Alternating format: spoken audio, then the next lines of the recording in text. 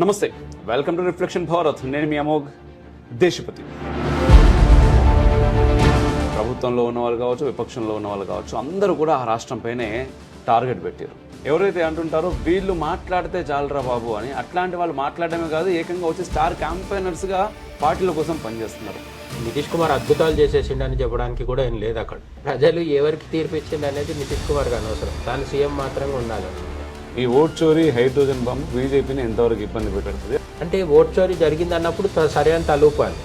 తలూపి election commission మరి SIR నిర్వహించి దొంగ ఓట్లన్నీ తీసేస్తాము అంటే కాదు అవి ఉండాలండి. ఎన్డీఏ ప్రభుత్వానికి కూడా కొంచెం అటో ఇటో అవుతుందేమో. ఈ మధ్యకాలంలో పాకిస్తాన్ యాక్చువల్గా ట్రంప్కి ఫేవరెట్ చేసి ఓకే, ఈయన వేసే ప్రతి బిస్కెట్ కోసం ఎదురు చూస్తున్న దేశాల్లో పాకిస్తాన్ ఫస్ట్.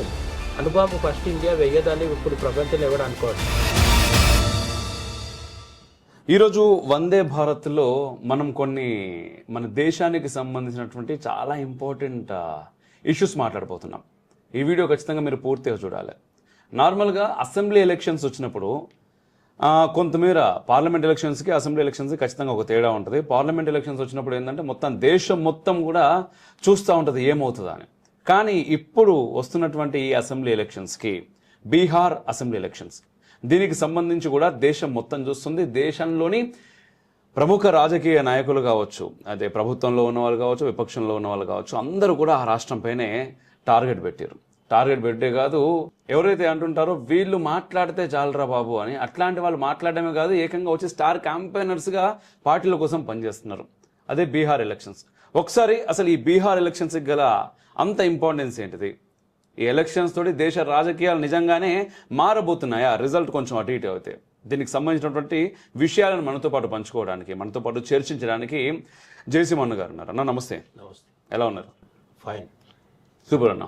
సో నా ఇంట్రడక్షన్లో మీకు కొంచెం అర్థమైంది అనుకుంటా నా డౌట్ ఏందనేది. ఎస్, బీహార్ ఎలక్షన్స్ని మనం రాష్ట్రానికి పరిమితం చేసి చూడవచ్చునా? అంటే నార్మల్గా ఏ రాష్ట్రం అయినా రాష్ట్రానికి పరిమితం చేయలేము, కానీ పర్టికులర్లీ మిగిలిన రాష్ట్ర ఎలక్షన్స్తో పోలిస్తే బీహార్ ఎలక్షన్స్ కొంత వేడిగా హాట్గా కనిపిస్తూ ఉన్నాయి. అంటే బీహార్ ఎలక్షన్స్ లాగా చూస్తే ఓకే, అంతవరకు డౌట్ లేదు. ఎందుకంటే బీహార్ మళ్ళీ 5 ఏళ్ల వరకు ఎన్నికల ప్రాసెస్ ఉంటుంది కదా, ఆ ఎన్నికల ప్రాసెస్కి కీలకమైన నిర్ణయం ప్రజలు ఇచ్చే టైం ఇది. అయితే లాస్ట్ 5 ఏళ్ళు తీసుకుంటే బీహార్లో స్పష్టమైన మెజారిటీ ఎవరికి ఇవ్వకపోవడం అనేది అక్కడ పెద్ద సమస్య. అక్కడ నితీష్ కుమార్కి ఒక ఫ్యాన్ బేస్ ఉంటుంది. ఆయనకు సంబంధించిన కులం కావచ్చు, ఆయనకు సంబంధించిన ఓటర్లు కావచ్చు, అభిమానులు కావచ్చు, వాళ్ళు వేస్తూ ఉంటారు. అట్లానే ఆయనను వికాస్ పురుష్ అని కూడా చెప్తారు. అంటే బీహార్లో అంతకుముందు లాలూ ప్రసాద్ యాదవ్ జంగల్ రాజ్ ఉండేది, అంతకుముందు కాంగ్రెస్ పాలన ఉండేది. వీళ్ళు ఉన్నప్పుడు ఏంటంటే బీహార్ అంటే రౌడీజము, గుండాయిజము, కిడ్నాప్లు, నేరాలు ఇవి మాత్రమే ఉంటాయి. బీహార్ కూలీలు వలస వచ్చి వేరే రాష్ట్రాల్లో పనిచేసుకుంటారు తప్ప బీహార్లో ఏముండదు అని చెప్పి, అటువంటి స్థితి నుంచి కంటిన్యూగా 20 ఏళ్ళు పరిపాలిస్తూ నితీష్ కుమార్ కొంత మార్పు తెచ్చే ప్రయత్నం చేసిండు. నితీష్ కుమార్ అద్భుతాలు చేసేసిండని చెప్పడానికి కూడా ఏం లేదు అక్కడ. కానీ బీహార్ లాంటి ఒక రాష్ట్రాన్ని, అక్కడ ఇప్పుడు అసెంబ్లీ ఎన్నికలు దాదాపు 220 పైచిలకు సీట్లకు జరుగుతున్నాయి. అంటే పెద్ద రాష్ట్రం అది. 200 సీట్లు ఉన్నాయంటే పెద్ద రాష్ట్రం. మన దేశంలో 400 సీట్లు ఉన్నది ఇప్పుడు యూపీకి మాత్రం. మిగతా అన్ని చోట్ల 200 సీట్లు ఉంటే పెద్ద రాష్ట్రం కింద లెక్క. మన ఉమ్మడి ఆంధ్రప్రదేశ్ కూడా తెలంగాణతో కలుపుకున్నప్పుడు 200 చేంజ్ ఉంటుంది. తర్వాత ఇప్పుడు మనకు ఇక్కడ 117, అక్కడ 175గా డివైడ్ అయిపోయింది. సో ఒక పెద్ద బీహార్ లాంటి రాష్ట్రంలో ఎన్నికలు జరిగితే అది దేశం మీద ప్రభావం ఉంటుందా అంటే చాలా కొంతవరకు ఉంటుంది. బీహార్కి సంబంధించినంత వరకు అందరి ఆసక్తి ఏంటంటే ఈసారి స్పష్టమైన మెజారిటీ వస్తుందా లేదా అని. లాస్ట్ టైం నితీష్ కుమార్ ఏం చేసిండంటే కాంగ్రెస్ ఆర్జేడీతో కలిసి ఎన్నికలకు వెళ్ళి వాళ్లతో కొంతకాలం ఉండి తాను సీఎం పదవి అనుభవించి తనకు నచ్చినప్పుడు ఏం చేసిందంటే మళ్ళీ బీజేపీ వైపు వచ్చేసాడు. అంటే నితీష్ కుమార్ తాను సీఎం ఉండడం కోసం ఎన్నికల ఫలితాలు ఏదొచ్చినా సరే పట్టించుకోవడం అనమాట. అంటే ప్రజలు ఎవరికి తీర్పు ఇచ్చింది అనేది నితీష్ కుమార్కి అనవసరం, తాను సీఎం మాత్రంగా ఉండాలన్నమాట. సో అట్లా మనకు క్రికెట్లో ఏమవుతుందంటే 5 బాల్స్ ఆడిన తర్వాత 6వ బాల్కి ఒక సింగిల్ తీసుకున్నాను అనుకుందాం. వాడు అప్పుడు నెక్స్ట్ ఓవర్లో ఏమవుతుంది, మళ్ళీ వాడు నితీష్ కుమార్ అట్లా అన్నమాట. ప్రతి ఎన్నికల ముందు సింగిల్ తీసి మళ్ళీ సీఎం అనే క్రీజ్లోకి వచ్చి కూర్చుంటాడు. ఈసారి అదే పని చేస్తాడా లేదా అనేది పెద్ద సమస్య. ఎందుకంటే ఎన్డీఏ వాళ్ళ కూటమి ఏదైతుందో, ఈ ఎన్డీఏ వాళ్ళ కూటమి చెప్తుంది అంటే స్పష్టంగా నితీష్ కుమారే మా సీఎం అభ్యర్థి అని చెప్తున్నారు. అయితే సీఎం అభ్యర్థి అని చెప్తున్నారు కానీ నితీష్ కుమార్ పార్టీకి ఇచ్చిన సీట్లు తక్కువ. అటు ఇటుగా కలిపి ఒక 50 సీట్ల వరకు ఇచ్చిండు. వీళ్ళు పోటీ చేస్తున్నది 100 సీట్ల పైన చేస్తున్నారు. అంటే బీజేపీ అతిపెద్ద పార్టీ ఎన్డీఏలో కానీ దేంట్లో కానీ. అండ్ రిజల్ట్స్ చెప్పేమంటారు, ముందస్తుగా చెప్పే ఫలితాలు ఉంటాయి కదా, ప్రీ పోల్స్, సర్వేస్. ఈ సర్వేస్, ఒపీనియన్ పోల్స్ ఇవి చెప్తున్నాయి కూడా ఏంటంటే ఎన్డీఏ గెలుస్తుంది, కొంత స్వల్ప మెజారిటీతో గెలుస్తుంది అని చెప్తున్నారు. ఎన్డీఏ గెలవడమే కాకుండా అతిపెద్ద పార్టీగా బీజేపీ రాబోతుంది అని కూడా చెప్తున్నారు. ఇంచుమించు 80 సీట్ల వరకు వస్తాయి అని చెప్తున్నారు. ఒకవేళ బీజేపీ పెద్ద పార్టీకి వచ్చి కూడా నితీష్ కుమార్ ని సీఎం గా కూర్చోబెడుతుందా ఇప్పుడు అంటున్నారు. బానే ఉంది, బికాజ్ ఎందుకంటే బీజేపీలో కూడా రాజకీయ నాయకులు ఉంటారు తప్ప ఇక్కడ ఏమి మాట మీద నిలబడేసి రామచంద్రమూర్తి అయితే ఉండడు. కాబట్టి బీజేపీ నాయకులు నిజంగా ఒకవేళ ఫుల్ మెజారిటీ తమకు వస్తే, తమ పార్టీకి ఎన్డీఏలో కూడా పెద్ద పార్టీగా బీజేపీ వస్తే నితీష్ కుమార్ ని కన్విన్స్ చేసి గవర్నర్ గా పంపించడం, కేంద్ర మంత్రిగా పంపించడం, మొన్ననే ఉపరాష్ట్రపతి అయిపోయింది కానీ నెక్స్ట్ రాష్ట్రపతి నువ్వే అని చెప్పడం, ఇట్లాంటివి ఏమైనా హామీలు ఇచ్చి నితీష్ కుమార్ ని సీఎం పదవి నుంచి తప్పిస్తారా అనేది ఒకటి. అసలు ఇంకా జనాలందరూ ఆసక్తిగా ఎదురు చూస్తుంది ఏంటంటే ఈ బీహార్ ఎన్నికల్లో మళ్ళీ రాకపోతే లాస్ట్ 5 years కింద జరిగినట్టే ఎవరికి క్లియర్ మెజారిటీ రాకుండా నితీష్ కుమార్ దగ్గర ఉండే కొంతమంది ఎమ్మెల్యేలు, ఆ 30 మందో 40 మందో ఎమ్మెల్యేలు ఇద్దరికి కావాల్సి వస్తే ఎట్లా, ఆర్జేడీకి బీజేపీకి, అప్పుడు మళ్ళీ ఎవరి వైపు వెళ్తాడు? ఒకవేళ బీజేపీ వైపు ఉండి సీఎం అయితేనేమో ఏ పెద్ద బ్రేకింగ్ న్యూస్ ఉండదు. కానీ బీజేపీ కాదని చెప్పేసి ఆర్జేడీ వైపు వెళ్ళి నేనే సీఎం ఉంటాను, మీరు అందరు మళ్ళీ నాకు మద్దతు ఇవ్వండి అని చెప్పేసి ఆర్జేడీ, కాంగ్రెస్, నితీష్ కుమార్ అందరు కలిసిపోతే బీహార్లో యాజ్ యూజువల్ పెద్దగా సమస్య ఏం లేదు. కానీ అసలు సమస్య ఢిల్లీలో వస్తుంది. అప్పుడు నితీష్ కుమార్ ఒకవేళ ఆర్జేడీతో కలిస్తే మరి ఎన్డీఏలో ఉండడు కదా. ఎన్డీఏలో లేనప్పుడు నితీష్ కుమార్ మద్దతుతో నడుస్తున్న ఎన్డీఏ ప్రభుత్వం, మోడీ 3.0 ఏదైతుందో 240 సీట్సే ఉన్నాయి. వీళ్ళకి నితీష్ కుమార్ దగ్గర ఉన్న 12, 14 సంథింగ్ ఏదో ఎంపీలు ఉన్నారు. ఆ ఎంపీల అవసరం వీళ్ళకు ఉంది. ఆ ఎంపీల మద్దతు ఒకవేళ ఉపసంహరిస్తే ఎన్డీఏ ప్రభుత్వం కూలిపోతుందని కొందరు లెక్కలు కడుతున్నారు. అయితే అమిత్ షా అని ఒక ఆయన ఉంటాడు. ఆయన ఉన్నంత కాలం ఇట్లాంటి ఆటలు ఏం పెద్దగా సాగవు అనేది మనకు ఆల్రెడీ ముందే తెలిసిన విషయం. కాబట్టి అమిత్ షా అమిత్ షా వ్యూహాలు ఉన్నాయి. ప్లాన్ బి, ప్లాన్ సి కూడా ఉంది. ఉద్ధవ్ ఠాక్రే దగ్గర కొందరు ఎంపీలు ఉన్నారు, శరద్ పవార్ దగ్గర కొందరు ఎంపీలు ఉన్నారు. వీళ్ళందరూ కూడా ఇప్పుడు గెలిచిండ్రు కానీ వాళ్ళకి ఏం లేదు, బిజినెస్ లేదు. చాలా మంది లోక్సభ, రాజ్యసభ ఎంపీలు గెలిచి ప్రజాసేవ చేయడానికి వస్తారు అనుకుంటే మనంత నాయకులు ఉండరు. సో వాళ్ళకి ఏదో ఒకటి కాంట్రాక్ట్ లో ఏదో ఒకటి కావాలి. సో వాళ్ళందరూ సేల్కి సిద్ధంగా ఉన్నారు. కాబట్టి ఉద్ధవ్ ఠాక్రే, శరద్ పవార్, ఇంకా కొంతమంది ఇప్పుడు మన దగ్గర బీఆర్ఎస్ కంటే మొన్న లోక్సభలో 0 కానీ ఇటువంటి కొన్ని పార్టీల ఎంపీల మద్దతు తీసుకొని, అంటే వాళ్ళు ఏం పార్టీ చేంజ్ అవ్వరు కానీ అవసరమైతే బల ప్రదర్శన చేయాల్సి వచ్చినప్పుడు పార్లమెంట్లో ఓటేస్తారు. ఈ విధంగా ప్రభుత్వాన్ని కాపాడుకోవడానికి అమిత్ షా దగ్గర చాలా వ్యూహాలు ఉన్నాయి. కానీ నితీష్ కుమార్ తోకజాడిస్తాడా అనేది మాత్రం చాలా మందిలో అనుమానం ఉంది. నితీష్ కుమార్ ట్రాక్ రికార్డ్ అట్లాంటిది. కానీ పాపం పెద్ద ఆయన ఏం చెప్తున్నాడంటే 1-2 సార్లు నేను ముందులో చేసిన తప్పు, గతంలో తప్పు చేసినాను, నేను ఈసారి చెయ్యను అని మళ్ళీ చెప్తున్నాడు. కాబట్టి సో November 15, 16 దాటితే మనకు క్లారిటీ వస్తుంది. ఎస్. అదే ఇంకొకటి అయితే చాలా రోజుల నుంచి రాహుల్ గాంధీ పేపర్ ప్రెజెంటేషన్స్ మనం చూస్తూనే ఉన్నాం ఓట్ చోరీకి సంబంధించి. అండ్ ఈ రోజుకి వచ్చేసరికి నేను హైడ్రోజన్ బాంబ్ బీజేపీ పైన వదిలేస్తున్నా అని చెప్పేసి ఆయన ఓట్ చోరీ దాని గురించి మాట్లాడుతున్నాడు. ఈ ఓట్ చోరీ, హైడ్రోజన్ బాంబు బీజేపీని ఎంతవరకు ఇబ్బంది పెడుతుంది? అసలు ఈ రాహుల్ గాంధీ డ్రామా అనొచ్చు. అసలు దీనిపైన మీరు అభిప్రాయాలు ఏంటి? అట్ సేమ్ టైం ఓట్లు కోల్పోయిన వాళ్ళు కొంతమంది ర్యాలీలు చేయడాలు. రాహుల్ గాంధీ చేస్తున్న ఓట్ చోరీ ఉద్యమం ఏదైతే ఉందో దాని ఉద్యమం అనాలా, డ్రామా అనాలా, సంథింగ్ ఏదైనా అనొచ్చు. లేటెస్ట్ కి వాళ్ళు చెప్పిందే వింటే ఎంత ఫన్నీగా ఉంటుందంటే, ఒక లేడీ 2 నియోజకవర్గాల్లో ఉన్న 2 పోలింగ్ బూతులలో దాదాపు 200+ టైమ్స్ ఓట్ చేసింది అని చెప్తున్నాడు ఆయన. ఒకే స్త్రీ 2 చోట్ల 200 పైచీలకు సార్లు ఓటేయాలంటే ఇక్కడికి అక్కడికి ఎంత ఫాస్ట్గా పరిగెత్తాలి. స్పైడర్ మ్యాన్ వచ్చి తీసుకొని పోవాలి ఎత్తుకొని. అంతకు మించి ఈజీగా కాదు. లెక్క కడితే ఏంటంటే 9 to 5, 6 వరకు పోలింగ్ జరుగుతుంది అనుకుంటే ఈ 200 పైచీలకు సార్లని మనం డివైడ్ చేస్తే ఆమె 2 నిమిషాల 13 సెకండ్లలో వెళ్లాల్సి వస్తుందని సోషల్ మీడియాలో లెక్కలు వస్తున్నాయి. అంటే ఒక పోలింగ్ బూత్ నుంచి ఇంకో పోలింగ్ బూత్ పోవడానికి ఆమెకు 2 నిమిషాలే టైం ఉంది. ఇట్లా అంటే ఫ్లైట్లో కూడా వెళ్ళడానికి కూడా అవకాశం లేదు. ఫ్లైట్ అయినా టేకప్ ఏమంటారు, పైకి వెళ్ళాలి, దిగాలి, ఇవన్నీ జరగాలి. సో రకరకాల కాకమ్మ కబుర్లు చెప్తున్నాడు. అవన్నిటిని చెప్పిన తర్వాత ప్రతిసారి మీడియాలో జర్నలిస్టులు ఏం అడుగుతున్నారంటే, ఇవాళ ప్రెస్ మీట్లో కూడా అడిగింది ఏంటంటే, మీరు సుప్రీంకోర్టుకి వెళ్తారా? సుప్రీంకోర్టు అన్ని చూస్తుంది, నా ప్రెస్ మీట్ సుప్రీంకోర్టుకి ఏం పని లేదా? అసలు సుప్రీంకోర్టు అంటే ఏంటి? ఒక మనిషా? కాదు కదా. ఇది గవాయి గారు ఒకరా, లేకపోతే ఇంకో జడ్జా, అక్కడ కొంతమంది జడ్జిలు ఉంటారు, కొంతమంది లాయర్లు ఉంటారు, వీళ్ళందరినీ కలిపి సుప్రీంకోర్టు అంటున్నాం. సుప్రీంకోర్టు నా ప్రెస్ మీట్లు చూస్తుంది అంటే ఎవడు చూస్తున్నట్టు? అందులో 10 మంది చూస్తున్నారా, 20 మంది, ఒక్కడు చూస్తున్నారా? సో సుమోటోగా తీసుకోవాలి అని మనవాడి ఉద్దేశం అనుకుంటా, నాకు తెలిసి. సుమోటోగా తీసుకుంటుందా లేదా పక్కన పెడితే, ఎస్ఐఆర్ అనేది అయితే జరుగుతుందో, ఈ స్పెషల్ రివిజన్ చేస్తున్నారు కదా ఓట్లన్నిటిని, ఇక్కడ ఒక ఓటు చోరీ అంటే ఏంటి? దొంగ ఓట్లు పడ్డాయని చెప్తున్నారు. ఎలక్షన్ కమిషన్ ఎస్ఐఆర్ ద్వారా ఏం చేస్తుంది? దొంగ ఓట్లు తీసేస్తుంది. ఎస్ఐఆర్ చేయొద్దనేది రాహుల్ గాంధీనే, ఓట్ చోరీ జరిగిందనేది రాహుల్ గాంధీనే. అంటే ఓట్ చోరీ జరిగింది అన్నప్పుడు సరే అని తలూపాలి. తలూపి ఎలక్షన్ కమిషన్ మరి ఎస్ఐఆర్ నిర్వహించి దొంగ ఓట్లు అన్ని తీసేస్తాము అంటే కాదు అవి ఉండాలంటాడు. నాకు పడే ఓ దొంగ ఓట్లు ఉండాలి, మీకు పడే దొంగ ఓట్లు పోవాలనేది రాహుల్ గాంధీ ఉద్దేశం. అసలు నిజానికి దొంగ ఓట్లు పడుతున్నాయా అంటే, రాహుల్ గాంధీ ఇంతకు ముందు కూడా కర్ణాటకలో పోయి ప్రజెంటేషన్ ఇచ్చిండు. అట్లా రకరకాల ఊర్లూరు తిరుగుతూ ఇస్తున్నాడు. ఇప్పుడు లేటెస్ట్గా ఎవరో విదేశీ మోడల్ వచ్చి మన దగ్గర ఓటేసింది 22 సార్లు అని కూడా చెప్తున్నారంట. ఈ విధంగా ఇవన్నీ చందమామ కథలు, ఇవన్నీ హైడ్రోజన్ బాంబులు, ఆ బాంబులు ఈ బాంబులు అని మనకు పైకి కామెడీగా కనిపిస్తున్నప్పటికీ కూడా దీంట్లో 2 కోణాలు ఉన్నాయి. ఒకటి ఏంటంటే, ఎన్నికల టైంలో ఇటువంటివి చేయడం ద్వారా ప్రజల్లో ఒక రకమైన భ్రమ కలిగించి ఎలక్షన్ కమిషన్ కున్న విశ్వసనీయతను దెబ్బకొట్టాలని చెప్పేసి. ఇప్పుడు ఒక స్త్రీ నన్ను ప్రేమించినప్పుడు ఆమె ప్రేమించట్లేదు అనే కక్షతో ఆమె క్యారెక్టర్ మంచిది కాదని చెప్పడం అనమాట. ఇది ఆ టైపు. సో ఎలక్షన్ కమిషన్ పెట్టే ఎన్నికల్లో నేను గెలవట్లేదు కాబట్టి అసలు ఎలక్షన్ కమిషనే పతివ్రత కాదు.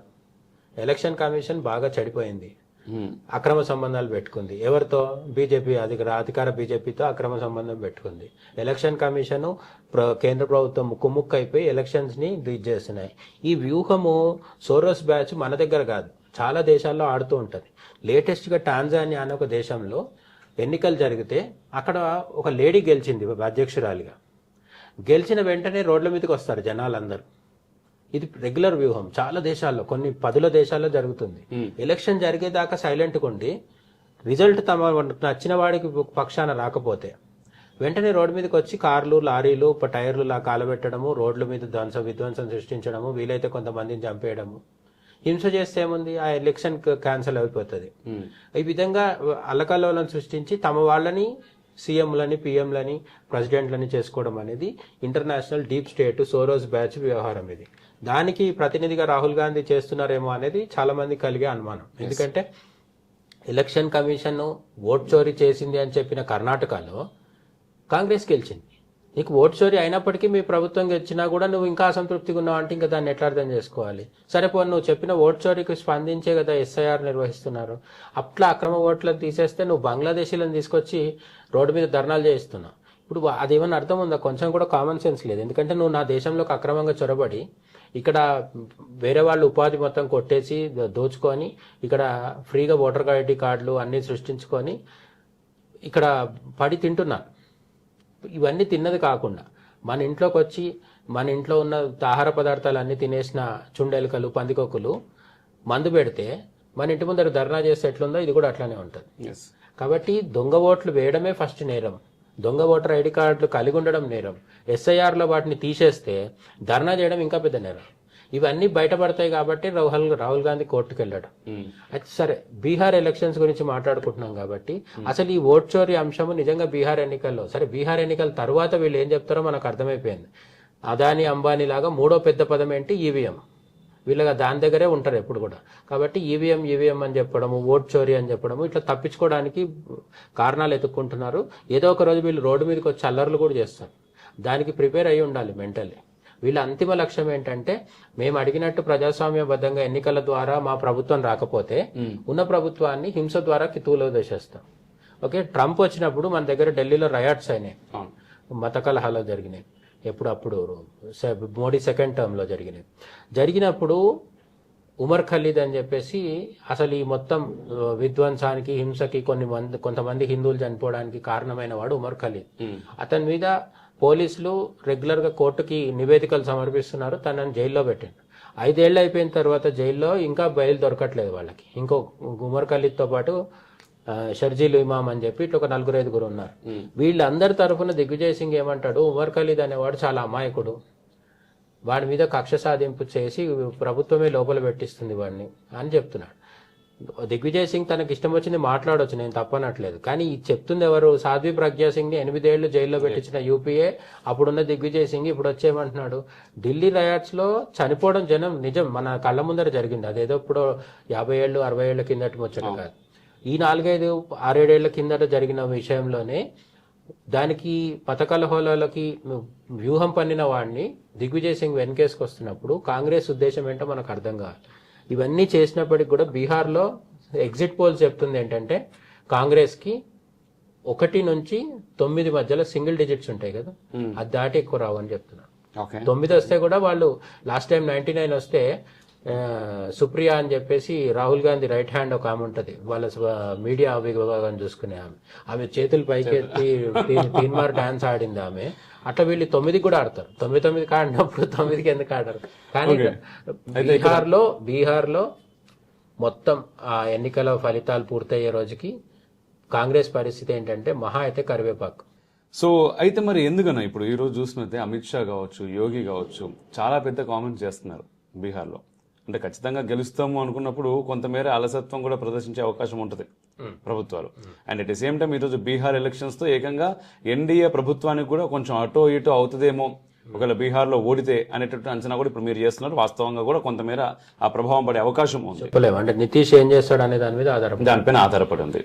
రైట్. అయితే ఈ రోజు ఇటు యోగి ఆదిత్యనాథ్ కావచ్చు, అమిత్ షా కావచ్చు, యోగి అయితే ఏంటి నేను బుల్డోజర్ను దించుతానని చెప్పేసి కామెంట్స్ చేస్తున్నారు. అండ్ రామ మందిర నిర్మాణం గురించి కూడా మళ్ళీ ఇక్కడ మాట్లాడుతున్నారు. At the same time Amit Shah విషయానికి వచ్చేసరికి బుల్లెట్స్ వేస్తే మేము బాంబులు వేస్తాం, బాంబులతో సమాధానం చెప్తాం అంటున్నారు. అండ్ పాకిస్తాన్, బంగ్లాదేశ్, బెంగాల్ ఈ ఇష్యూస్ కూడా ఇక్కడికి వస్తున్నాయి. బీహార్ పైకి కనిపించినట్టుగా ఒక అసెంబ్లీ ఎన్నికల మాదిరిగా నడవట్లేదు. బీహార్ ఎన్నికలు తో సమాంతరంగా మనకు అంతర్జాతీయ రాజకీయాలు కూడా చూసుకున్నప్పుడు ఏంటంటే ఆపరేషన్ సింధూర్ 1.0 మన మే నెలలో జరిగింది ఏదైతుందో అది పూర్తవ్వలేదు అనే విషయం చాలా మంది చెప్తున్నారు. ఎవరు చెప్తున్నారు? రాజ్నాథ్ సింగ్ కానీ లేకపోతే మంత్రులు కాదు, ప్రధానమంత్రి స్వయంగా చెప్తున్నది ఏంటంటే ఆపరేషన్ సింధూర్ ఇంకా అయిపోలేదు అని చెప్తున్నారు. అయితే ఆపరేషన్ సింధూర్ 1 పూర్తయిన తర్వాత మొదటి దశ మనం ఇచ్చిన స్టేట్మెంట్ ఏంటి అంటే ఇక మీదట పాకిస్తాన్ కేంద్రంగా జరిగే ఏ టెర్రరిస్ట్ అటాక్ అయినా సరే, ఇంతకుముందు పాకిస్తాన్ నుంచి వచ్చి కసబ్ లాంటి వాళ్ళు మన మీద దాడి చేసి వెళ్ళిపోతే అది ఆ వ్యక్తులు చేసిన తప్పుగా భావించేది భారతదేశం. దాన్ని పాకిస్తాన్ తప్పుగా అంతర్జాతీయ దీంట్లో వాదించేది కాదు, యుఎన్ఓలో కానీ ఎక్కడ కానీ. ఈసారి ఇప్పుడు అట్లా లేదనమాట. పాకిస్తాన్ మన దగ్గరికి పంపించి ఒక చిన్న ఉగ్రవాద దాడి జరిపించినా సరే మేము పాకిస్తాన్ మీద యుద్ధానికి వెళ్తామని చెప్తున్నాం. అయితే అందుకని పాకిస్తాన్ ఇప్పుడు పంతా మార్చింది. అయితే వాళ్ళకు భయం కూడా ఉంది, ఆపరేషన్ సింధూర్ అయిపోలేదు అని మోడీ, అమిత్ షా లేకపోతే జయశంకర్ ఇట్లాంటి వాళ్ళందరూ చెప్తూ ఉండడం వల్ల అణుపరీక్షలు నిర్వహిస్తున్నారని స్వయంగా ట్రంప్ చెప్పడం జరిగింది. ట్రంప్ చైనా, రష్యా పేరు చెప్పడం వరకు ఓకే, అవి 2 పెద్ద దేశాలు, అమెరికాకు శత్రు దేశాలు కాబట్టి వాళ్ళు అణుపరీక్షలు నిర్వహిస్తారు, నిర్వహించే అవకాశం కూడా ఉంది. తర్వాత చెప్పాల్సిన పేరు ఇండియా కావాలంటే, కానీ ట్రంప్ ఇండియా పేరు చెప్పలేదు. ఏం చెప్పాడు? పాకిస్తాన్ నిర్వహిస్తుంది అన్నాడు. ఈ మధ్యకాలంలో పాకిస్తాన్ యాక్చువల్గా ట్రంప్కు ఫేవరెట్ దేశం. ఓకే, ఈయన వేసే ప్రతి బిస్కెట్ కోసం ఎదురు చూస్తున్న దేశాల్లో పాకిస్తాన్ ఫస్ట్ ఉంది. నోబెల్ బహుమతి ఇవ్వమని చెప్పి అడగకున్నా చెప్తున్నారు పాకిస్తాన్. ఇంత కష్టపడ్డా కూడా ట్రంప్ నిర్మమాటంగా పాకిస్తాన్ అణుపరీక్షలు నిర్వహిస్తుంది వాళ్ళ గుహల్లో అని చెప్తున్నారు. దానికి తగ్గట్టు ఆఫ్ఘనిస్తాన్లో భూకంపాలు వస్తున్నాయని మన దగ్గర కూడా కొందరు విశ్లేషకులు అనుమానాలు వ్యక్తం చేస్తున్నారు. మరి ఇది అణుపరీక్షలు ఎందుకు చేస్తున్నట్టు అంటే పాకిస్తాన్ ఒకవేళ పూర్తిస్థాయి యుద్ధం వచ్చి భారతదేశంతో ఇంకా ఏం చేయలేని పరిస్థితి వస్తే అణుదాడికి కూడా సిద్ధపడుతుందేమో అనేది చాలా మంది అనుమానము, భయం కూడా. అయితే ఇంతకు ముందు ఏంటంటే ఇండియాకు ఒక రూల్ ఉండేది, ఫస్ట్ యూజ్ అనేది మేము చెయ్యము, అణుపరీక్షలు అణుబాంబు మేము ఫస్ట్ వేయమని చెప్పి. బట్ మోడీ అధికారంలో ఉన్నారు కాబట్టి, ఆయన వెనుక అజిత్ దోవల్ ఉన్నారు కాబట్టి అణుబాంబు ఫస్ట్ ఇండియా వెయ్యదని ఇప్పుడు ప్రపంచంలో ఎవడు అనుకోవట్లేదు. వాళ్ళు ఆ భ్రమలు, అపోహలు అయితే పోయినాయి, కాంగ్రెస్ తో పాటే అవి కూడా పోయినాయి. కాబట్టి ఇండియా కూడా న్యూక్లియర్ బాంబు వేస్తుంది అనేది ట్రంప్ భయం. ట్రంప్ పదే చెప్తాడు కదా, న్యూక్లియర్ వార్ ఆపినాను నేను అంటాడు ఫస్ట్ నోరు తెరిస్తే. ఎందుకు అంటే న్యూక్లియర్ బాంబు పాకిస్తాన్ వేస్తే చూస్తూ ఊరుకోవడానికి ఇండియా ముందులాగా సిద్ధం లేదు. ఇప్పుడు ఇండియా కూడా తిరిగి బాంబు వేయబోతుంది. అందుకని పాకిస్తాన్ అణుపరీక్షలు చేసి మరీ సిద్ధంగా ఎందుకుంటుంది అంటే పాకిస్తాన్ మొన్న పహల్గాం దాడి తర్వాత తన కుట్రలు ఆపలేదు, కానీ ప్లేస్ మారింది. ఎందుకు అంటే కాశ్మీర్ ద్వారా కుట్రలు చేయడం సాధ్యం కావట్లేదు. కాశ్మీర్ ద్వారా కుట్రలు చేయడం సాధ్యం కాకపోతే బంగ్లాదేశ్ వైపు నుంచి స్టార్ట్ చేసింది. ఎందుకంటే షేక్ హసీనా పోయిన తర్వాత షేక్ హసీనాని పదవి నుంచి తొలగించడానికి ప్రధానమైన కారణం ఎవరంటే అమెరికా ఫండ్స్తో పనిచేసే జమాతే ఇస్లామీ అనే ఒక సంస్థ ఉంది. ఇది పైకి ఒక ఇస్లామిక్ సంస్థగా చెప్పుకుంటారు కానీ ఇది యాక్చువల్గా జిహాదీ గ్రూప్. ఇది వీళ్లకు ట్రైనింగ్ నడుస్తుంటది. ప్రస్తుతం కూడా ఒక 8,000 మందికి 8,000 పైచీలకు మందికి బంగ్లాదేశ్లో ట్రైనింగ్ ఇస్తున్నారు ఈ జమాతే ఇస్లామీ వాళ్ళు. ఎందుకు క్రమక్రమంగా బంగ్లాదేశ్కు ఉన్న ఏమంటారు అఫీషియల్ ఆర్మీ ఏదైతుందో దాన్ని వీళ్ళ ఆర్మీతో రీప్లేస్ చేయాలని చెప్పి. ఇరాన్లో అట్లాంటిది ఒకటి ఉంటది, మోరల్ పోలీస్ అంటారు వాళ్ళని. వీళ్ళు ఇస్లామిక్ పోలీస్ లాగా ఏర్పడి స్లోగా వీళ్ళు ఆర్మీని కూడా క్యాప్చర్ చేసేస్తారు. సో బంగ్లాదేశ్ వాళ్ళు అట్లా 8,000 మందికి ప్రస్తుతం ట్రైనింగ్ ఇస్తూ ఇది మన ఇంటెలిజెన్స్ వర్గాలు బయట పెట్టినాయి.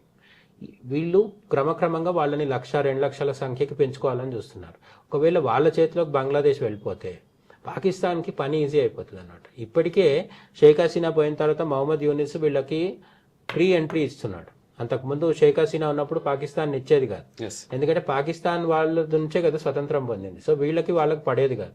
కానీ షేక్ హసీనా ఎప్పుడైతే పోయిందో ప్రధాన పదవి నుంచి, మొహమ్మద్ యూనిస్ వచ్చిన తర్వాత పాకిస్తాన్ ఆర్మీ ఆఫీషియల్స్ కావచ్చు, పాకిస్తాన్ ఐఎస్ఐకి సంబంధించిన ఆఫీసర్స్ కావచ్చు, వీళ్ళు రెగ్యులర్గా వచ్చి బంగ్లాదేశ్లో ఢాకాలో తిష్ట వేస్తూ కూర్చుంటున్నారు. వాళ్ళు ఈ జమాతే ఇస్లామీ లాంటి ఉగ్రవాద సంస్థలు, జిహాదీ సంస్థలతో చర్చలు చేస్తూ నార్త్ ఈస్ట్ ని మన దేశం నుంచి విడదీయాలని చూస్తున్నారు, ఈశాన్య రాష్ట్రాలని. ఇది మనకు తెలిసిందే కదా, బంగ్లాదేశ్, వెస్ట్ బెంగాల్, ఈశాన్య రాష్ట్రాలు ఈ 3 కలిసే చోట చికెన్ నెక్ అని ఒకటి ఉంటుంది. అక్కడ దాన్ని సిలిగురి అంటారు. యాక్చువల్గా వాళ్ళు చికెన్ నెక్ అంటారు కానీ దాని పేరు సిలిగురి ఏరియా అంటారు. ఇది జస్ట్ ఒక 20 కిలోమీటర్స్ అంత వెడల్పు మాత్రమే ఉంటుంది. అక్కడికి వెళ్ళడము చాలా కష్టం. దాన్ని ఆక్యుపై చేసుకుంటే మన ఈశాన్య రాష్ట్రాలన్నీ మనము రీచ్ అవ్వలేమన్నమాట. ఏది భూమి ద్వారా, విమానాల ద్వారా వెళ్ళొచ్చు, అది వేరే విషయం. కానీ వాళ్ళు ఏమనుకుంటున్నారంటే దాన్ని క్యాప్చర్ చేసి నార్త్ ఈస్ట్ ని మొత్తం కంట్రోల్ చేద్దామని ప్లాన్ చేస్తున్నారు. ఈ మధ్య వాళ్ళు చూపించిన ఒక మ్యాప్ లో కూడా నార్త్ ఈస్ట్ ని తమదో భాగంగా చూపించుకుంటున్నారు బంగ్లాదేశ్ వాళ్ళు. ఇవన్నీ ఎందుకు జరుగుతున్నాయి అంటే బంగ్లాదేశ్ వెనుక American CIA and Pakistan ISI ఉండడం వల్ల చేస్తుంది. బంగ్లాదేశ్ సొంత బలం కాదు. ఇదంతా రెచ్చగొట్టే వ్యవహారం ఎందుకు చేస్తుంది అంటే అమెరికాకి అక్కడ వేరే ఉద్దేశాలు ఉన్నాయి. మొన్న అమెరికాకు సంబంధించిన CIAకి సంబంధించిన ఒక వ్యక్తిని చంపేయడం జరిగింది బంగ్లాదేశ్లో. వాడు ఎవరో మామూలు వాడు కాదు, అమెరికన్ ఆర్మీలో ఆఫీసర్. సెయింట్ దీంట్లో అక్కడ బంగ్లాదేశ్ దగ్గర ఉండే ఒక దీవి ఉంటుంది. అక్కడ అమెరికన్ సైన్యం మకాం వేసి మహమ్మద్ యూనిస్ వచ్చిన తర్వాత రోజు విన్యాసాలు చేస్తుంటది. ఈ అమెరికన్ ఆఫీసర్ అక్కడ ఉండాలి, ఆ దీవిలో ఉండాలి, బంగ్లాదేశ్కి పక్కన సముద్రంలో ఉన్న దీవిలో ఉండాలి. కానీ వీడు ఢాకాలో కూర్చొని కథలు ఏదో నడిపిస్తున్నాడు వ్యూహం. నేపాల్లో అధికారం మార్చేసి నేపాల్లో కాఠ్మండు మేయర్ని ప్రధానమంత్రిని చేసే పనిలో ఉన్నాడు. అదే టైంలో మోడీ చైనాకు వెళ్ళి పుతిన్, జీ జిన్పింగ్తో కలిసి SCO సమ్మిట్లో పాల్గొన్నాడు, షాంఘై కోఆపరేషన్ మీటింగ్లో పాల్గొన్నాడు. అక్కడ మోడీని హత్య చేయాలనుకున్నారని కూడా ఈ మధ్య వార్తలు వచ్చినాయి. దీన్ని ఎవరు కన్ఫర్మ్ చేయరు, అమెరికా చెప్పదు, ఇటు మన రా కూడా చెప్పదు. కానీ ఆ విషయము పుతిన్ ద్వారా మోడీకి తెలిసింది. వాళ్ళు కారులో కూర్చొని మీటింగ్ పెట్టుకున్నారు. ఇదంతా మనకు పాత విషయమే, తెలిసిందే. అయితే తెలిసిన వెంటనే ఈ ఢాకాలో ఉన్న అమెరికన్ ఆర్మీ ఆఫీసర్ని ఢాకా హోటల్లోనే చంపేయడం జరిగింది. ఎవరు చంపిండ్రు అంటే ఆన్సర్ లేదు. అమెరికా ఇప్పటివరకు ఆన్సర్ చెప్పలేదు. రా చంపింది అని అమెరికా కూడా చెప్పట్లేదు. కానీ మేము చంపినామని అమెరికా రా కూడా చెప్పుకోదు. ఇండియన్ సర్వీస్ ఇంటెలిజెన్స్ ఏజెన్సీ కూడా చెప్పదు. ఎట్లాగో బంగ్లాదేశ్ అఫీషియల్ స్టేట్మెంట్ లేదు. వాడికి పోస్ట్ మార్టం కూడా చేయకుండా ఫ్లైట్ లో వేసుకొని డెడ్ బాడీని తీసుకొని అమెరికాకి వెళ్ళిపోయాను. బంగ్లాదేశ్ లో చనిపోతే కనీసం పోస్ట్ మార్టం చేయకుండా అమెరికాకి సీక్రెట్ గా ఎందుకు తీసుకెళ్ళిండు? అండ్ దీని మీద ఎవరిని ప్రశ్నించలేదు. బంగ్లాదేశ్ ని అడగలేదు, ఇండియాని అడగలేదు. అంటే తేలుగొట్టిన దొంగలాగా అమెరికా ఎందుకు కోరుకుంది అంటే వాడు ఏదో పెద్ద పని చేయబోయాడు. ఆ పెద్ద పని ముందే తెలియడం వల్ల వాడిని చంపేయడం జరిగింది. ఇవన్నీ జరుగుతున్న క్రమంలో ఇప్పుడు మనం అర్థం చేసుకోవాల్సింది ఏంటంటే పాకిస్తాన్ కొత్త ఫోకస్ ఎక్కడుంది అంటే బంగ్లాదేశ్ మీద. ఇప్పుడు ఇంకా కాశ్మీర్ వైపు నుంచి కాకుండా బంగ్లాదేశ్ వైపు నుంచి నార్త్ ఈస్ట్ ని విడదీయాలి అని చూస్తుంది. ఈ అంతర్జాతీయ రాజకీయాలకి బీహార్ ఎన్నికలకి సంబంధం ఏంటి? ఇది ఇంపార్టెంట్. ఇప్పుడు బీహార్ ఎన్నికల్లో మన పార్లమెంట్ ఎన్నికల్లో 400 అన్నారు కానీ 240 వచ్చింది. దానివల్ల ఏంటంటే చంద్రబాబు నాయుడు, నితీష్ కుమార్ వీళ్ళ మీద ఆధారపడాల్సి వస్తుంది. ఈ తుమ్మితే ఊడిపోయే ముక్కు లాంటి ప్రభుత్వం నడుపుతున్నప్పటికీ కూడా ఆపరేషన్ సింధూర్ లాంటి ఒక బలమైన చర్య మనం చేపట్టడం జరిగింది. అయితే ఇప్పుడు బీహార్ ఎన్నికల తర్వాత మనం అనుకున్నట్టు నితీష్ కుమార్ కానీ ఏదన్నా వేరే ఆలోచన సెకండరీ థాట్ ఏమన్నా చేస్తే, లేదు అట్లా కాకుండా అసలు మామూలుగానే ఆర్జేడీకి సొంత బలంతో గెలిచింది అనుకో, నితీష్ ఓడిపోయాడు, బీజేపీ నితీష్ కుమార్ అందరూ బీహార్లో ఓడిపోయి ఆర్జేడీ అధికారంలోకి వచ్చింది అనుకున్నాం. అప్పుడు ఆర్జేడీ అధికారంలోకి వస్తే కూడా ఇండి కూటమి కథలు మామూలుగా ఉండవు, ఇంకా అసలు రెచ్చిపోతుంటారు వీళ్ళు, ఒక రేంజ్లో రెచ్చిపోతారు. రోజు మీటింగ్లు పెట్టుకోవడము, అట్లనే అంతర్జాతీయంగా వీళ్ళకు ఉండే సోర్సెస్ ఉంటాయి కదా, సోరోస్లు వీళ్ళందరూ ఉంటారు కదా, వీళ్ళ ద్వారా అల్లకల్లోలం సృష్టించి ప్రభుత్వం కూల్చే పని కూడా చేసే అవకాశం ఉంది. దీనికి పిరుగుడుగా నాకేమనిపిస్తుందంటే ఈ బంగ్లాదేశ్ మీద కానీ అటు పాకిస్తాన్ మీద కానీ డైరెక్ట్ సైనిక చర్య తీసుకుంటారేమో ప్రభుత్వం అని అనిపిస్తుంది. ఎందుకు తీసుకుంటారు అంటే, ఒకటి అంతర్గతంగా బీజేపీకి వార్ జరిగితే ప్రజల్లో ఆమోదం పెరుగుతుంది, అందుకోసం సైనికులు చంపేస్తారా అనే మంచి నీతిమంతులు కూడా వస్తారు. ఇక్కడ ఎవరు సైనికుల్ని కావాలని చంపట్లేదు, దేశ భద్రత కోసమే బంగ్లాదేశ్ని మనం కంట్రోల్ చేయాల్సిన అవసరం ఉంది, లేదంటే వాళ్ళు నార్త్ ఈస్ట్ విడదీస్తారు. కాబట్టి ఆ చర్య తీసుకోవడానికి ఇప్పుడు బీహార్ ఎన్నికలు అనేది అడ్డుగుంది. బీహార్ ఎన్నికలు అయిపోతే దాని మీద దృష్టి పెడతారు. ఇంకా నెక్స్ట్ పెద్ద ఎన్నికలు అంటే బెంగాల్ వరకు, తమిళనాడు వరకు మధ్యలో ఏం లేవు. కాబట్టి ఈ టైంలో బంగ్లాదేశ్ మీద ఏదైనా చర్య తీసుకుంటారేమో అని అనిపిస్తుంది. ఎందుకంటే అంత ధైర్యం చేయగలిగే ప్రభుత్వం కూడా ఇది మాత్రమే ప్రస్తుతం. ఇంతే. ఇప్పుడు నీకు ఒకవేళ పోయి రాహుల్ గాంధీ సార్ వస్తే ఏం చేస్తారు, ఆర్ఎస్ఎస్ బ్యాన్ చేస్తాడు, అంతకుమించి యుద్ధాలు చేయడు. ఆయన పోరాటం అంతా ఆర్ఎస్ఎస్ మీద చేస్తాడు తప్ప బంగ్లాదేశ్ పాకిస్తాన్ మీద చేయడు. సో ఒకవేళ గెలిచినా ఓడినా కూడా మనం చేయబోయేటటువంటి పని ఒకటి మిగిలి ఉన్నది, ఆ పనిని కంప్లీట్ చేద్దామనే ఉద్దేశంతో కూడా ఈ యుద్ధం ముందుకు వస్తుందేమో అనేటువంటి ఒక ఆలోచన కూడా. నిజానికి ఇప్పుడు మొన్న ఆపరేషన్ సింధూరు ట్రంప్ నేను సంధి చేసిన అన్నాడు కదా, ట్రంప్ చెప్తే మానేసినామా, ట్రంప్ చెప్పకుండా మానేసినామా, ఇదంతా పక్కన పెడితే అది జస్ట్ లంచ్ బ్రేక్ మాత్రమే. ఓకే, పాప్కార్న్ తిని వాష్రూమ్కి వెళ్ళి వచ్చి కూర్చుంటే సినిమా మళ్ళీ స్టార్ట్ అవుతుంది. ఇప్పుడు అమిత్ షా మాట్లాడినా, యోగి మాట్లాడినా, ఇంకెవరు మాట్లాడినా కూడా ఖచ్చితంగా మీరు చెప్పినటువంటి వాటికి సమాధానంగా మాట్లాడుతున్నట్టుగా మనం చెప్పొచ్చు. అయితే ఇప్పుడు పాకిస్తాన్ విషయానికి వస్తే, పాకిస్తాన్కి పక్కలో బల్లెలకి ఆఫ్ఘనిస్తాను, బలూచిస్తాన్ అనేటటువంటి ఓ పెంట ఉన్నది వాళ్ళకి. అవన్నీ వదులుకొని వాడు మళ్ళీ భారత్ మీదనే, మోదీ మీదనే, హిందువుల మీదనే పడే ప్రయత్నాలు చేస్తా ఉన్నారు. అయితే ఈ బలూచిస్తాన్ వ్యవస్థను మనం ఎలా చూడొచ్చు అసలు? అంటే దీంట్లో రెండు ఉంటాయి. ఒకటి ఇమీడియట్ చర్యలు ఉంటాయి, కొన్ని దీర్ఘకాలిక చర్యలు ఉంటాయి. దీర్ఘకాలంలో ఇప్పుడు కాకపోతే కొన్ని రోజులకైనా, కొన్ని సంవత్సరాలకైనా సరే పాకిస్తాన్ నుంచి బలూచిస్తాన్ విడిపోవడం. బంగ్లాదేశ్ లో చిట్టగాంగ్ సీపోర్ట్ ఏరియా ఉంది. చిట్టగాంగ్ అంటే బంగ్లాదేశ్ కి బంగాళాఖాతంలో ఉన్న ఇదనమాట. మనకి ఇప్పుడు కోల్కతా అనేది ఒక హార్బర్, ఒక సీపోర్ట్. మనకి విశాఖపట్నం కానీ కోల్కతా కానీ ఇవన్నీ మన సీపోర్ట్స్.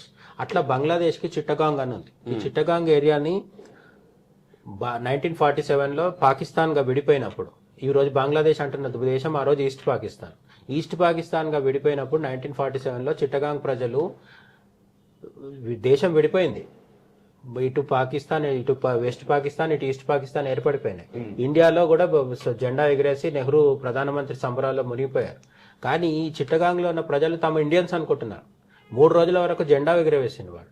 తర్వాత వాళ్ళని మోసం చేసి నెహ్రూ పట్టించుకోకపోవడం వల్ల, ఇంకా చారిత్రక తప్పిదాల వల్ల ఆ చిట్టగాంగ్ సీపోర్ట్ అనేది బంగ్లాదేశ్ వశం అయిపోయింది. చిట్టగాంగ్ నుంచి త్రిపుర అనే మన రాష్ట్రం 200 కిలోమీటర్ల దూరంలో ఉంటుంది. ఆ చిట్టగాంగ్ ఏరియాలో ఇప్పుడు కంటే అప్పుడు హిందువులు ఇంకా ఎక్కువ ఉండేవాళ్ళు, ఇప్పుడు కూడా హిందువులు అక్కడ ఎక్కువ ఉంటారు. సో ఈ చిట్టగాంగ్ అనే దాన్ని భారతదేశంలో కలుపుకుంటే మాత్రం ఈ త్రిపురకే డైరెక్ట్ గా సీపోర్ట్ వచ్చేస్తుంది. అంటే ఈశాన్య రాష్ట్రాలకి సముద్ర తీరం లేదు అనే కొరత కూడా అప్పుడు ఉండదు. అట్లనే బంగ్లాదేశ్ లో నార్త్ వైపు హిందువులు ఉంటారు, నార్త్ బంగ్లాదేశ్, అది మన భారతదేశాన్ని ఆనుకొని ఉంటుంది. ఈ సిలిగురి కారిడార్ కూడా, అంటే చికెన్ నెక్ కూడా అక్కడ వైపే ఉంటుంది. సో ఈ చికెన్ నెక్ ఎక్కడైతే ఉందో బంగ్లాదేశ్ ని అటువైపుగా 2 ముక్కలు చేయడం అనేది కూడా దీర్ఘకాలంలో భారతదేశం చేయాల్సిన పని. ఇప్పుడు చేస్తుందా, ఎప్పుడు చేస్తుందో మనకు తెలియదు. అదంత ఈజీ కాదు. అంతర్జాతీయ ఒత్తిళ్లు చాలా ఉంటాయి కాబట్టి, అమెరికా, చైనా వీళ్ళందరూ, యుఎన్ఓ వీళ్ళందరూ ఒత్తిడి ఉంటుంది కాబట్టి అంత ఈజీ అని నేను చెప్పట్లేదు. కానీ మోడీ అయితే ముంకిన్ జరుగుతుంది. ఇంకొకటి ఏంటంటే, ఈ యుద్ధం గురించి మీరు మనం ఏదో ఇక్కడ కూర్చొని రిఫ్లెక్షన్ ఛానల్లో ఊహించుకొని మాట్లాడుతున్నాం అని కూడా కొంతమంది అనుకునే ప్రమాదం కాదు. ఈ మధ్యకాలంలో భూమి మీద, సముద్రం మీద, ఆకాశంలో ఒకేసారి విన్యాసాలు చేస్తుంది మన సైన్య భద్రతా దళం. నావీ కావచ్చు, ఎయిర్ ఫోర్స్ కావచ్చు, ఆర్మీ కావచ్చు, ఈ ముగ్గురు ఒకేసారి విజయవంతంగా మిసైల్స్ పరీక్షించడం కావచ్చు, గాల్లో విన్యాసాలు చేయడం కావచ్చు, మొత్తం యుద్ధానికి ఎంత ప్రిపేర్గా ఉంటున్నామో మనం అదంతా ఆల్మోస్ట్ ఇండికేషన్స్ ఇస్తున్నారు అనమాట. సో ఈ విధంగా మూడు ఒకేసారి యుద్ధ సన్నాహక చర్యలు చేయడం అనేది అంత మామూలు విషయం కాదు. యుద్ధం తప్పకుండా జరుగుతుందని కాదు మన ఉద్దేశం చెప్పడం, కానీ యుద్ధం జరగకపోతే ఎట్టి పరిస్థితుల్లో మన సత్తా ఏంటో చాటాలని మాత్రం చాలా క్లియర్గా ఉంది. అండ్ బయట పరిస్థితి కూడా చూస్తుంటే ఏంటంటే ఇప్పుడు అమెరికాలో ట్రంప్ పరిస్థితి ఏమంత బాగాలేదు. ఇప్పుడు మొన్నటి వరకు గెలిచినప్పటి నుంచి మన 2025 జనవరిలో స్టార్ట్ అయింది ట్రంప్ era. ఇప్పటి నుంచి ఈ కొన్ని నెలల నుంచి చాలా దారుణంగా జనాలందరినీ ఇబ్బంది పెడుతున్నారు. ట్రంప్ టారిఫ్స్ అని అదని పాకిస్తాన్ తో ఫ్రెండ్షిప్ అని చెప్పి. సో తనని ఓట్లేసి గెలిపించిన అమెరికన్ ఇండియన్స్ కి కూడా చాలా విపరీతంగా అభద్రతా భావనలోకి తోసేసింది. ఎవడి ఉద్యోగం ఉంటుందో తెలియదు, ఎవరిని ఇంటిని గ్రీన్ కార్డు ఉంటా కూడా వెళ్ళగొట్టేసే పరిస్థితికి వచ్చింది. ఇవన్నీ జరుగుతున్న క్రమంలో ట్రంప్ పవర్ స్లోగా తగ్గుతుంది. న్యూయార్క్ లో మమ్దాని అని జహ్రాన్ మమ్దాని అని మరి మీరా నాయర్ అనే ఒక ఫిల్మ్ డైరెక్టర్ ఉంది తెలుసు కదా. ఫైర్ లాంటి ఒక అద్భుత కళాఖండం తీసింది, కామసూత్ర తీసింది, మాన్సూన్ వెడ్డింగ్ చేసింది. సో ఇటువంటి రకరకాల కళాఖండాలు తీసిన ఒక అభ్యుదయవాద మహిళా దర్శకురాలు ఉంది. ఆమె కొడుకే ఈ జోహ్రాన్ మమ్దాని. ఇతనికి ఇండియన్ ఆరిజిన్, కొంత భారతీయ మూలాలు ఉన్నాయి తల్లి వైపున, తండ్రి వైపున కాదు.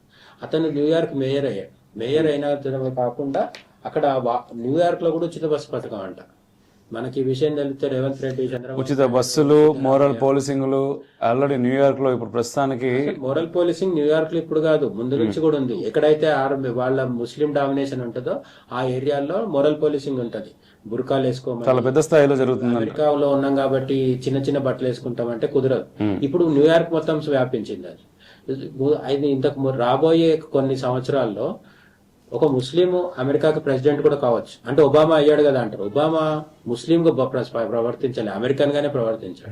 కానీ ఇక్కడ ముందు రాబోయే వాళ్ళు మమ్దాని లాంటి వాళ్ళు వస్తారు, క్లియర్ గా ఇస్లామిక్ ఎజెండాతో పనిచేయబోయే. అమెరికాలో షరియా చట్టాలు వస్తున్నాయి. బ్రిటన్ ఇప్పుడు ఆల్రెడీ బ్రిటన్ ఉంది కదా. బ్రిటన్ అమెరికాలో కూడా మనం రీసెంట్ గా వాడు గాజా దానికి సంబంధించినటువంటి నేరస్తుని తీసుకొని పోతే వాడు అంతమంది అమెరికన్స్ ని చంపిన వాడిని అమెరికాకి తీసుకెళ్లి జైల్లో ఆ కోర్టులో మాట్లాడుతున్నప్పుడు నాకు షరియా లా ప్రకారం అన్ని నడవాలి, నేను నమాజ్ చేసుకోవాలి, నాకు అది కావాలి ఇది కావాలంటే ప్రతిదీ సరే అని చెప్పారు వాళ్ళు. బ్రిటన్ ఎట్లయితే ఇస్లామిస్ట్ల చేతికి వెళ్ళిపోయిందో, లండన్ మేయర్ చాలా రోజుల నుంచి ముస్లిం ఉన్నాడు, అక్కడ కార్పొరేటర్స్గా గెలుస్తున్నారు. ఇప్పుడు వాళ్ళ foreign minister, Britain foreign minister కూడా ఒక ముస్లిం. ఈ విధంగా ముస్లింలకు పదవులు ఇవ్వద్దని కాదు, వాళ్ళ ఎజెండా ఏంటి గమనించగలగాలి. సో వాళ్ళు క్లియర్గా ఇస్లామిక్ ఎజెండాతో పనిచేస్తున్నారు. ఇప్పుడు అదే పరిస్థితి ఫ్రాన్స్, జర్మనీ అంతా అయిపోయింది, యూరోప్ అయిపోయింది, అమెరికా కూడా వ్యాపించింది. దీనికి సగం కారణం డెమోక్రాట్స్ అయితే మిగతా సగం ట్రంప్ చేసిన చేష్టలు. ట్రంప్ వల్ల విసిగిపోయి అందరూ ప్రజలు కూడా డెమోక్రాట్స్ వైపు వెళ్ళిపోతున్నారు. సో ముందు ముందు అమెరికా కూడా చాలా వీక్ అయ్యే పరిస్థితులు ఉన్నాయి పొలిటికల్గా. ఆర్థికంగా అని కాదు, ఆర్థికంగా నెంబర్ 1 ఉండొచ్చు, కానీ పొలిటికల్లీ వీక్ అయిపోతే, అమెరికాకున్న పట్టు కానీ పోతే చాలా దేశాలు ముక్కలయ్యే అవకాశం ఉంటుంది. ముఖ్యంగా ఇప్పుడు అమెరికా సపోర్ట్ ఉంది కాబట్టి ఇటు పాకిస్తాన్, ఇటు బంగ్లాదేశ్ అనేవి ముక్కలు కాకుండా ఉంది. రేపు ఎప్పుడన్నా అమెరికా కానీ కొంచెం తన పనిలో తను బిజీగా ఉంటే పాకిస్తాన్ని, బంగ్లాదేశ్ని ఒక చూపు చూడడం మనకు పెద్ద విషయం కాదు, కానీ దానికి టైం పడుతుంది. సో చూసారు కదా, బీహార్ ఎలక్షన్స్ కేవలం రాష్ట్రము కాదు, దేశం కాదు, అంతకుమించి అంతర్జాతీయంగా కూడా ప్రభావం చూపబోతున్నాయి. ఈ విషయాలను మీకు చాలా క్లియర్గా అర్థమయ్యాయి అనుకుంటున్నాను. అట్టిపండు ఒలిచి నోట్లో పెట్టినట్టు చెప్తాడు జయసింహన్న ఏ విషయం అడిగినా కూడా. అందుకోసమే పర్టికులర్గా మనం ఈ వందే భారత్ కార్యక్రమాన్ని చేస్తున్నాం, అందరికీ అర్థమయ్యే రీతిలో చాలా సులభంగా విషయాలని తెలపాలని. ఎందుకంటే ప్రపంచంలో ఏం జరుగుతున్నదో తెలిస్తేనే కదా మన ఇంటి గురించి పక్కన పెట్టి కొంచెం సేపు మనం సమాజం గురించి ఆలోచిస్తాం. సో ప్రపంచంలో జరిగే ప్రతి ఇష్యూ కూడా ఇండైరెక్ట్గా మన ఇంటిపైన ప్రభావం చూపిస్తుంది. మన ఇంటిపైన ప్రభావం చూపిస్తే మనం ఎట్లీస్ట్ స్పందిస్తాం కదా. సో స్పందించాలి, అందుకు మెజారిటీ కావాలి. ఎందుకు మెజారిటీ కావాలి ఆలోచించారు. అండ్ ఫ్రీ బస్సులు అమెరికా దాకా పోయినాయంట, ఆనందంగా ఉన్నదా? ఆర్టీసీ బస్సులు కాదు, నార్మల్ బస్సులు కాదు, దేంట్లో చూసినా. మొన్న యాక్చువల్గా అటు ఆంధ్రాకు పోతున్నటువంటి బస్సు యాక్సిడెంట్, అది ఫైర్ యాక్సిడెంట్ అయినప్పుడు ఆర్టీసీ వాళ్ళు కొంతమేర పబ్లిసిటీ చేసుకున్నారు. ఏమని? ఆర్టీసీ బస్సుల్లో ప్రయాణం సురక్షితం అని చెప్పేసి ఇమీడియట్గా చాలా పేపర్స్లో కనిపించింది అండ్ సోషల్ మీడియాలో చాలా హెవీగా కనిపించింది. కట్ చేస్తే మళ్ళీ ఆర్టీసీ బస్సులో ప్రమాదం.